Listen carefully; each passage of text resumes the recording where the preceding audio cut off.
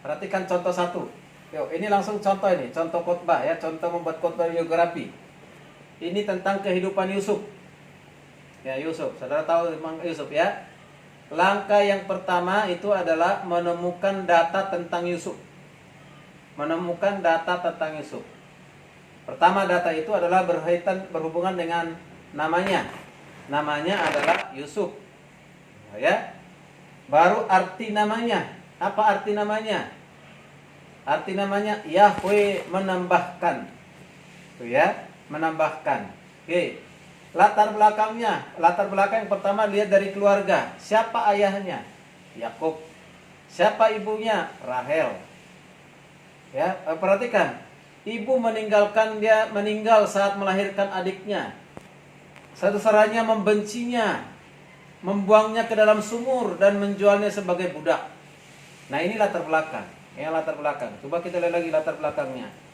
Oke. Pekerjaannya Yusuf apa? Profesinya apa? Gembala domba. Bekerja di mana? Di rumah Potifar. Ya. Dia orang penting di istana Firaun. Nas utamanya apa? Kejadian 30 sampai kejadian 50. Ada enggak tentang Yusuf yang lain? Ada, cari aja ya. Nah, pokok utamanya apa? Pokok utamanya Yusuf anak Yakub sukses sebagai orang penting di istana Firaun. Maka tadi saya bilang bisa temanya ya kesuksesan seorang pemuda atau yang muda sukses atau yang muda sukses. Ya gitu ya. Bisa itu menjadi topiknya.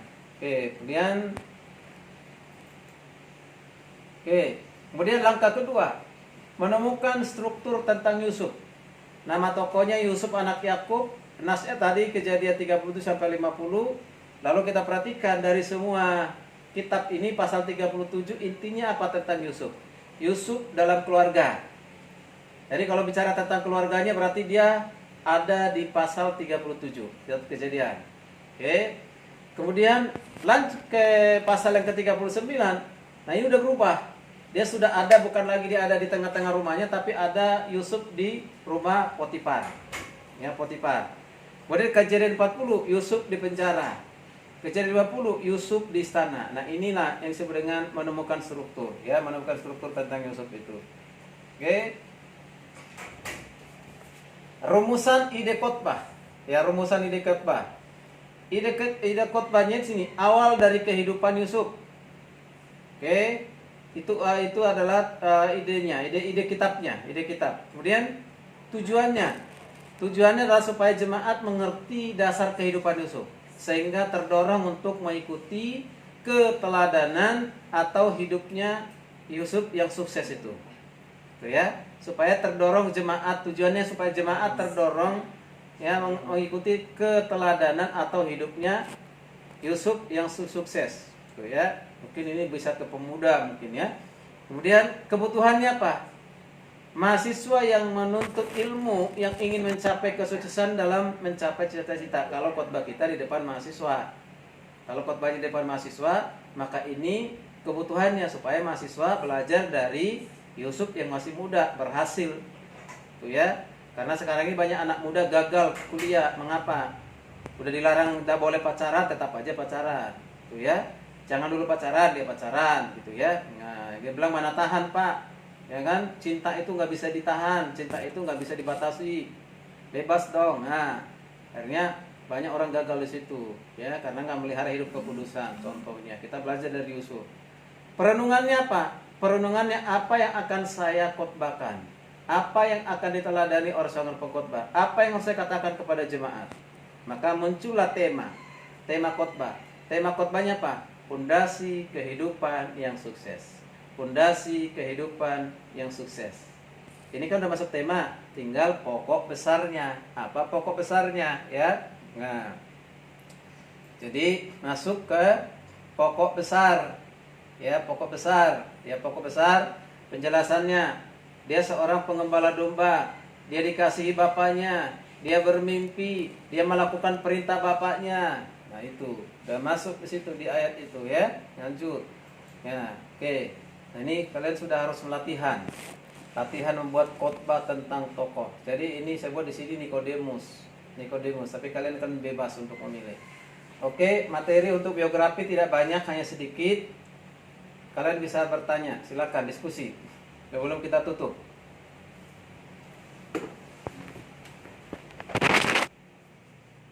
Tolong minum saya, haus air putih. Kopi ada kopi. Ya udah ke sini. Sudah jelas? Arwan, Chris, Delima, Hosiana, Pega, Jupitaria, Christian, Ibu Putut. Sudah, Pak. Jadi sudah bisa buat khotbah biografi ekspositori? Sudah? Sudah ya? Oke. Jadi gini, nanti saya akan lihat kalian sudah memahami atau sudah mengerti atau belum.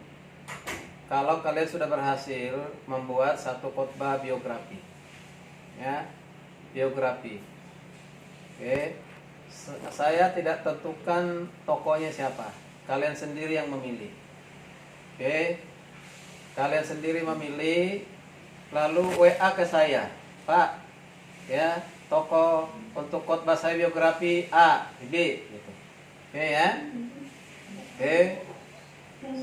Kapan itu? Ya. Selesai dari materi ini, saudara langsung WA di grup.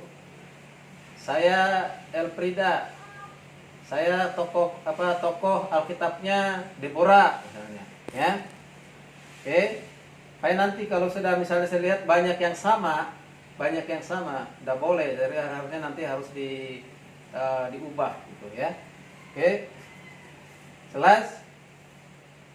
Perjanjian lama maupun bagaimana? Ini nggak dikerjakan. Mana? Ini yang latihan yang Bapak, yang ini latihan tentang Nikodemus bukan dikerjakan. Nggak usah pilih aja ya.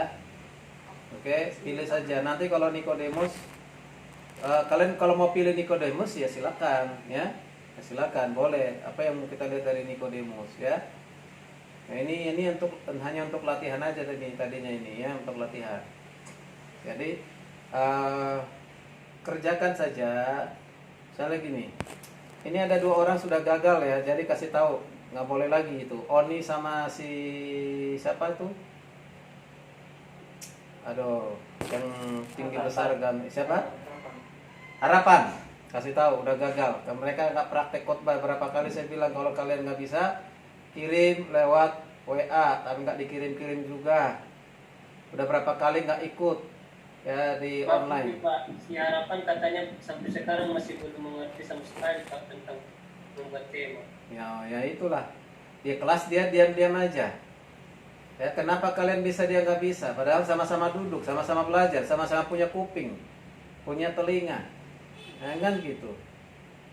Saya datang langsung, buat seperti ini, dibuat yang lain. Gitu. Saya pikir itu hanya di pelajaran homiletik, ternyata pelajaran lain juga seperti itu. Kita evaluasi dengan para dosen yang lain. Itu sebenarnya dia harus serius. Kalau kita lamban berpikir, berarti kita harus mengulang-ulang pelajaran. Ya gitu, tanya teman yang sudah lebih bisa. Itu kristologi contohnya itu. Nilainya hanya 30, itu pun anugerah.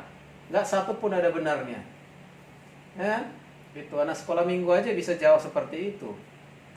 Ya, luar biasa. Terus selama di kelas duduk apa ya?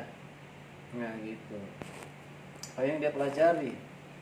Ya, baik. Ya, jadi ini Yeli Irman ya. Jadi kalau kurang mengerti, jangan malu bertanya. Ya, tanya sampai jelas, sampai mendetail, sampai dosennya mungkin